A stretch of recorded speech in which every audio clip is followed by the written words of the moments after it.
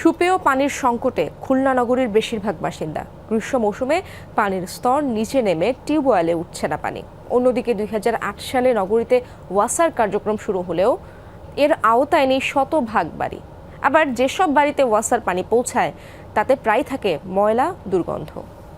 Walton air conditioner exchange অফারে split এসিতে 23,000 টাকা পর্যন্ত নিশ্চিত ছাড়।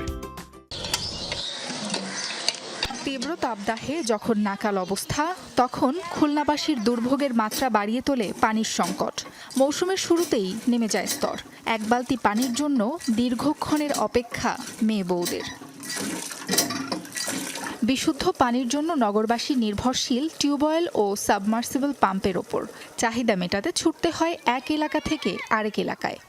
পানি আইনে পানি দিচ্ছি, কিন্তু কলে পানি উঠতেছে না। অনেক কষ্ট। আমরা বাসা বাড়ি পানি দিই, কিন্তু আমরা অনেক দূরে দূরে যেয়ে পানি নিয়ে আসি। এই কলে অনেক লোকে পানি খায় পানির সিজনে, কিন্তু আমরা এই 6 মাস পানি পাই, 6 মাস পানি পাই না। আমরা অনেক দূরে দূরে পানি আনতে যাইতাম, পাইতাম না। অনেক গ্যাঞ্জাম হইতো, মারামারি হইতো, যার কারণে এক ভদ্রলোক আমাদের এখানে এইটার ব্যবস্থা করে দিচ্ছে।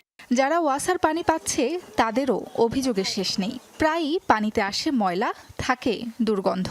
ওয়াসার পানিতে এত গন্ধ আসে যে আমরা ব্যবহার করতে পারি না, অন্য জায়গা থেকে পানি এনে ব্যবহার করতে হয়। আয়রন থাকে, এই নিয়ে আমাকে বিভিন্ন রোগও ধরে নেয়। অল্প কিছুক্ষণের জন্য আসে আবার চলে যায়। আমরা 2 বেলা করেই ওয়াসার লাইনের পানিটা পাই। এই পানি খাওয়া যায় না ভাই, এটা শুধু ওই বাথরুমের জন্য, গোসল করার জন্য, সংসারের কাজের জন্য।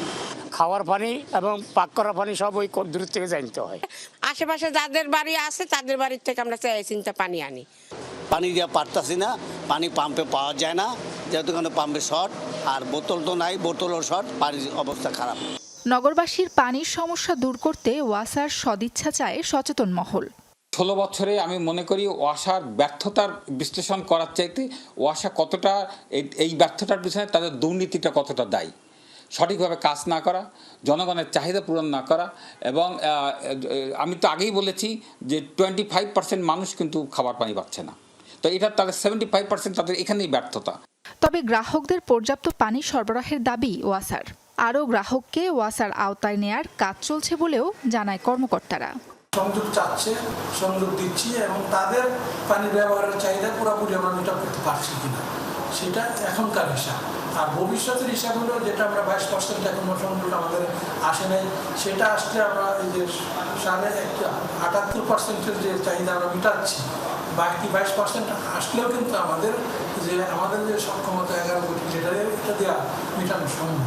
15 লাখ বাসিন্দার জন্য প্রতিদিন পানির চাহিদা প্রায় 24 কোটি লিটার, যার মধ্যে 10 কোটি লিটার সরবরাহ করে ওয়াসা। সাবরিনা লিজা, যমুনা নিউজ।